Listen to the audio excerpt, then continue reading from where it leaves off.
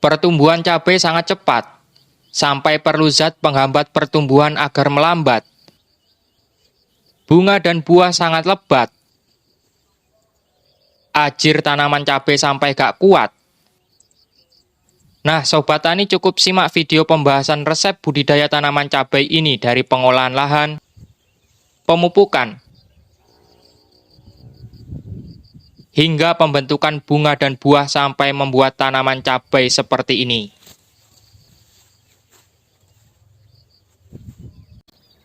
Halo sahabat tani dimanapun Anda berada, dalam proses budidaya tanaman cabai, pastilah kita berkeinginan untuk pertumbuhan dan perkembangan yang optimal untuk tanaman yang kita budidayakan. Tetapi petani beda lagi ceritanya. Di lahan budidaya tanaman cabai ini, kita malah mengaplikasikan zat penghambat pertumbuhan untuk mengatur ketinggian dari tanaman cabai yang kita budidayakan. Tetapi hasilnya malah produktivitas tanaman cabai ini yang malah meningkat dengan ketinggian yang optimal sesuai keinginan dari yang kita harapkan. Oke, untuk yang baru gabung di channel ini, mohon bantuannya dengan cara like and subscribe-nya untuk memotivasi saya membuat video-video tentang pertanian dan membantu channel ini untuk terus berkembang. Jadi langsung saja kita mulai videonya.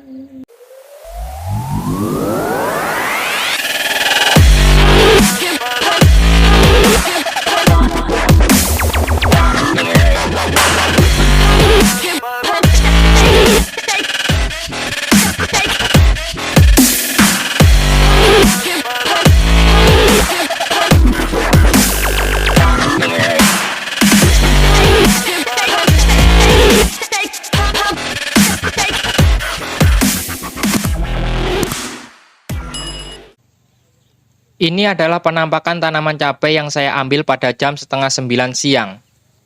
Jadi nanti akan saya perlihatkan perbedaan cabai di setiap waktu di video ini. Dimulai dari jam setengah 9 sampai jam 11-an. Dan nanti dilanjutkan lagi dimulai jam 4 sore sampai jam setengah 5 sore. Tujuannya adalah penonton dapat menentukan sendiri ketahanan cabai ini terhadap cuaca panas yang terik.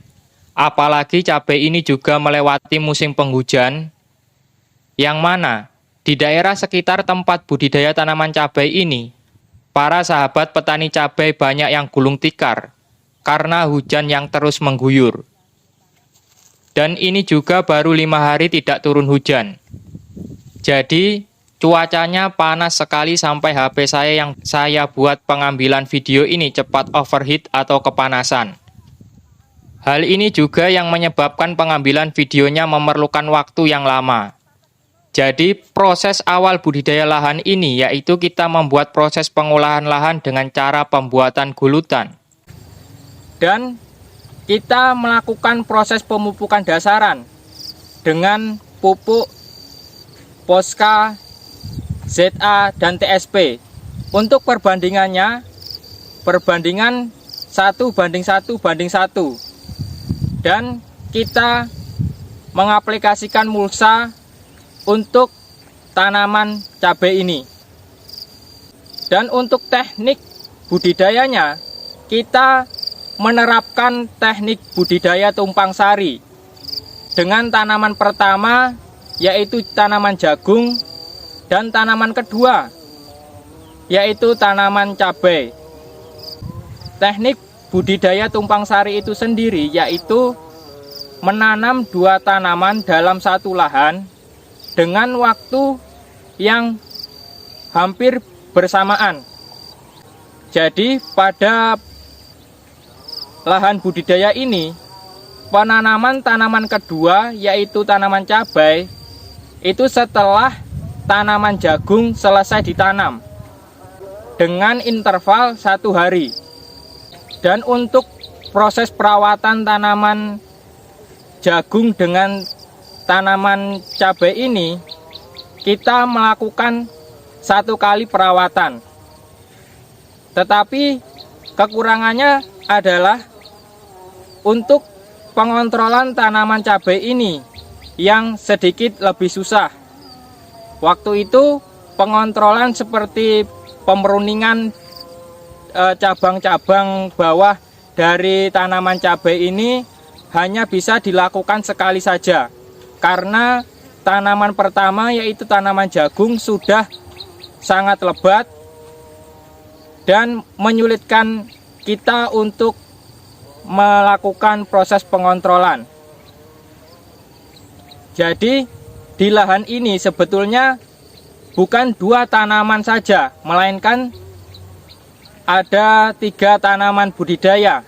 Yang pertama adalah tanaman jagung, yang kedua adalah tanaman cabai, dan yang ketiga adalah tanaman tahunan, yaitu tanaman jeruk yang kita tanam di satu lahan budidaya. Dengan kerapatan penanaman antara tanaman jagung, cabai, dan jeruk, hal ini memicu permasalahan lain, Pak. Masalah yang dikhawatirkan adalah etiolasi. Mungkin sahabat tani sekalian sudah tahu apa itu etiolasi, atau oleh para sahabat YouTuber lainnya menyebut etiolasi ini dengan istilah kutilang, kurus, tinggi, dan langsing. Etiolasi tidak hanya terjadi pada persemaian cabai saja, tetapi etiolasi juga dapat terjadi pada masa vegetatif sampai mendekati masa generatif. Tanaman cabai yang terkena gejala etiolasi akan memiliki ciri batang yang kecil, tinggi tanaman yang terlalu tinggi, dan tajuk kanopi daunnya tidak terlalu berkembang. Sehingga tanaman cabai yang terkena etiolasi, rantingnya akan lebih memanjang antar ruasnya, mengakibatkan mudah patah, dan tanaman cabai pun mudah rebah.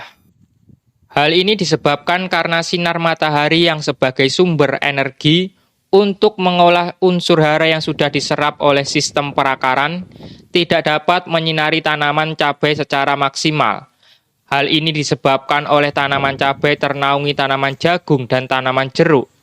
Hal ini juga akan menyebabkan sistem perakaran tanaman cabai yang semestinya sudah dalam kondisi yang kokoh, masih belum bertumbuh secara lebat. Sehingga sistem perakaran tanaman cabai kita masih sedikit, dan jika kita teruskan tanpa ada perawatan lanjutan, maka tanaman cabai kita akan rentan sekali dengan cuaca ekstrim. Contohnya pada musim penghujan, kemudian disusul dengan cuaca panas, lalu hujan lagi. Jadi, cuacanya tidak menentu seperti inilah yang menyebabkan kita selalu mengalami kegagalan dalam merawat tanaman cabai. Apalagi di sistem tumpang sari seperti yang kita aplikasikan ini, yang sangat rawan akan etiolasi pada tanaman cabai. Tetapi sahabat tani tenang dulu, dan tonton video ini sampai habis, dan jangan lupa like dan subscribe channel ini, karena subscribe itu gratis tapi penting untuk saya, untuk perkembangan channel pertanian ini. Semoga rasa penasaran dan pertanyaan yang sedang dipikirkan oleh sahabat tani sekalian dapat terjawab di video ini. Untuk pemupukan susulan, kita melakukan sistem kocor, yaitu dengan pupuk Posca Plus dan ZA. Perbandingan 1:1 dengan takaran wadah aqua gelasan. Ditambah lagi dengan asam humat, takaran 3 sendok makan per 1 tangkinya berisi 20 liter air. Sebetulnya kunci dari proses budidaya tanaman cabai ini sehingga menjadi seperti ini adalah proses pemupukan asam humat ini. Karena asam humat dapat menekan penggunaan pupuk yang kita aplikasikan. Jadi pupuk kimia atau pupuk sintetis yang kita aplikasikan itu sangat sedikit sekali dengan bantuan asam humat ini. Dan ketika kita mengaplikasikan asam humat ini ke dalam tanah, asam humat ini dapat mengaktifkan bakteri-bakteri yang terdapat di dalam tanah, sehingga mikroba atau bakteri yang terdapat di dalam tanah dapat menghasilkan nutrisi yang dibutuhkan oleh tanaman cabai yang kita budidayakan ini, sehingga penggunaan pupuk kimia yang kita aplikasikan itu dapat ditekan seminim mungkin. Dan ini pun tanaman cabai sudah sekitar 2 bulan tidak kita melakukan pemupukan susulan. Ini juga bertujuan untuk menekan proses pertumbuhan tanaman cabai ini, sehingga tanaman cabai ini terfokus untuk perkembangan dan peningkatan produktivitas untuk menghasilkan panen yang tinggi.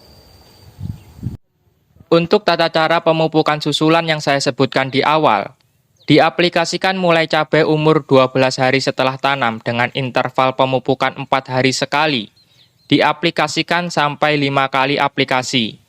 Dan selanjutnya pemupukan susulan hanya memakai Posca Plus dan asam humat. Dengan takaran Posca Plus 1 gelas aqua dan asam humat 3 sendok makan per tangki kocornya yang berisi 20 liter air. Dan diaplikasikan dengan interval 15 hari sekali selama 2 kali aplikasi.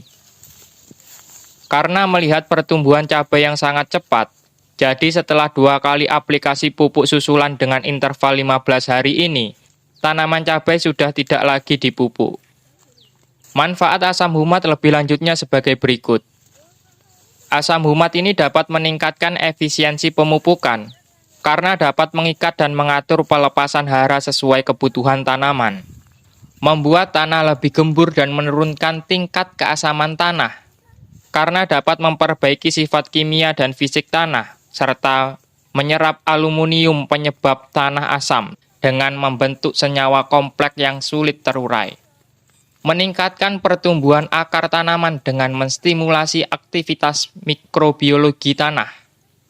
Menstimulasi aktivitas mikroorganisme di atas tanah yang akan menghasilkan hormon-hormon pertumbuhan seperti auksin, sitokinin, dan giberelin yang baik untuk tanaman.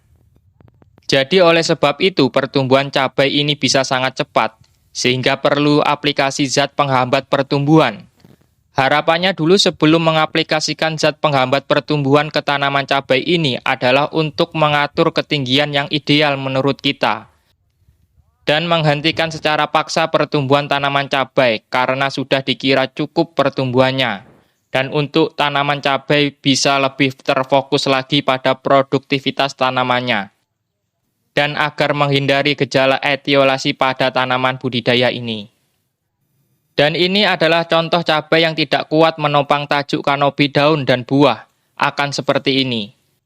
Hal ini dapat dicegah dengan cara pruning di awal tanaman cabai ketika masih masuk masa vegetatif, sehingga batang bawah dapat kita program menjadi satu batang utama, sehingga lebih kuat dan kokoh untuk menahan kapasitas tajuk kanopi daun dan buah, supaya agar tidak terjadi masalah yang seperti ini di tanaman cabai sahabat tani sekalian nanti. Di lahan ini ternyata juga terdapat mikoriza.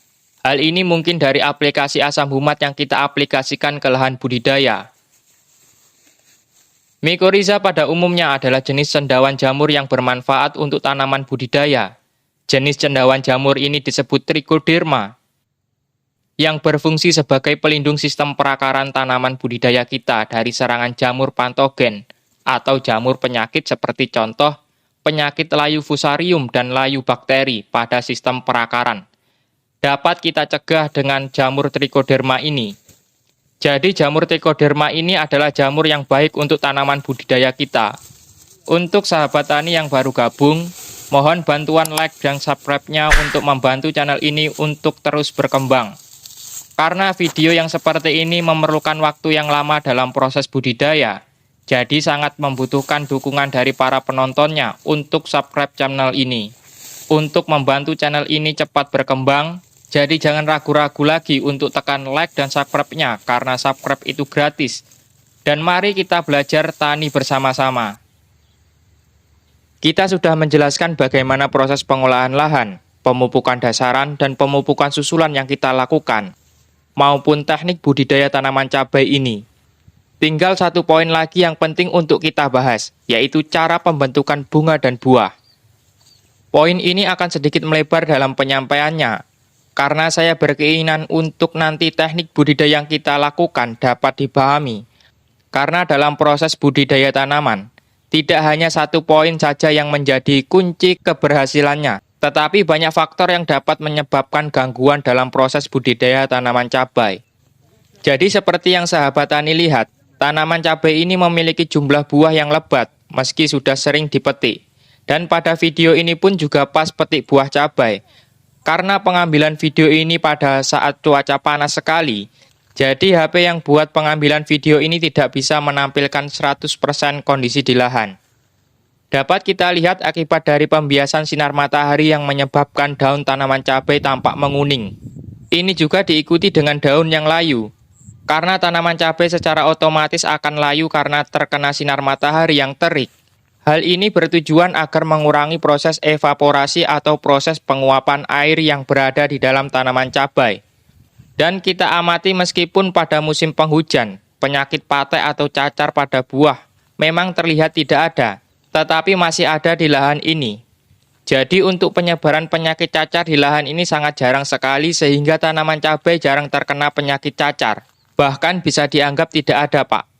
Tapi hal kecil ini juga perlu saya sampaikan untuk mendukung apa yang nanti akan saya sampaikan. Jadi langsung kita mulai saja penjelasan mengenai proses pembentukan bunga dan buahnya.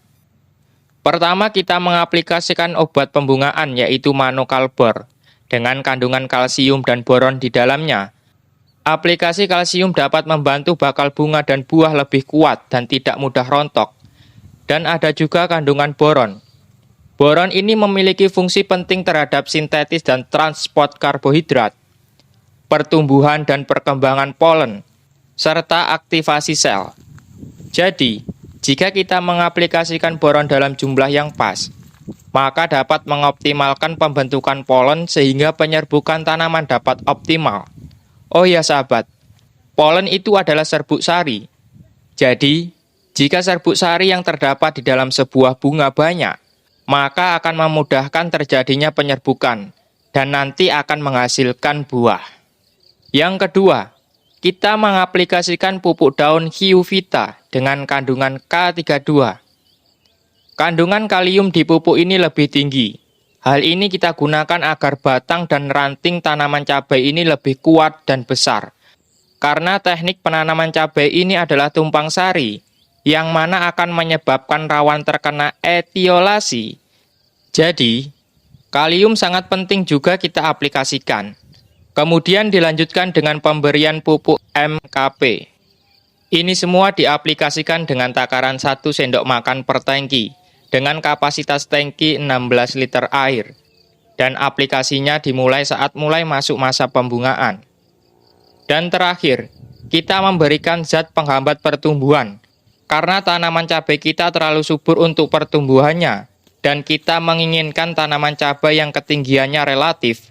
Jadi, zat penghambat pertumbuhan paklo dengan bahan aktif paklobutrazol kita aplikasikan di masa pecah pang atau pada awal masuk masa generatif. Paklo ini cara aplikasinya untuk satu wadah biasanya kita bisa untuk 5 tangki dengan kapasitas 16 liter air.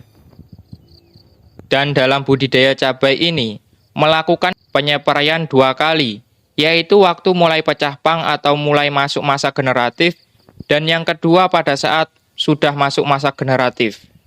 Paklobutrazol ini berfungsi untuk meningkatkan ketahanan tanaman terhadap stres. Stres pada tanaman budidaya bisa dari cekaman air, tingkat keasaman di suatu lahan budidaya, maupun dari cuaca yang panas. Dan paklobutrazol ini juga bersifat menghentikan proses pertumbuhan tanaman, sehingga cadangan karbohidrat lebih banyak dan dengan hal itu, maka memungkinkan untuk tanaman dapat dengan segera untuk memunculkan bunga dan berbuah. Jadi, manfaatnya juga dapat mempercepat pembungaan ya sahabat. Tetapi, ini harus kita perhatikan karena penggunaan secara berlebihan akan mengakibatkan efek samping, yaitu dapat menyebabkan kerdil permanen. Jadi saya anjurkan untuk membaca aturan pakainya terlebih dahulu. Kita sudah sampai di ujung materi pada pertemuan kali ini. Terakhir yang mau saya sampaikan adalah penanganan hama patek atau cacar pada tanaman cabai ini. Sahabat tani sebelumnya tadi sudah melihat kondisi tanaman cabai ini.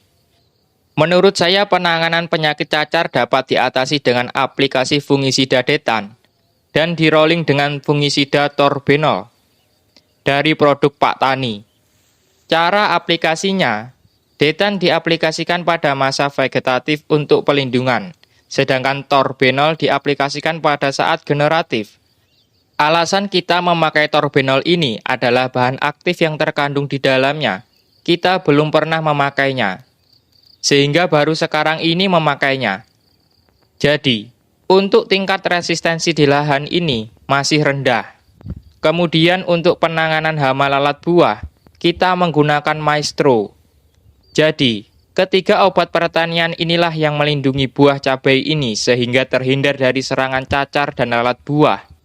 Dan untuk pemanenan sendiri, kita biasanya melakukan panen setiap interval 5 hari sekali. Dengan hasil tertinggi untuk satu kali panen bisa sampai 165 kilo di tanaman cabai 3.500 pokok tanaman. Terima kasih sudah menonton video ini sampai habis. Dan jangan lupa like dan subscribe-nya untuk membantu channel ini dapat berkembang dan memotivasi saya untuk terus membuat channel-channel pertanian.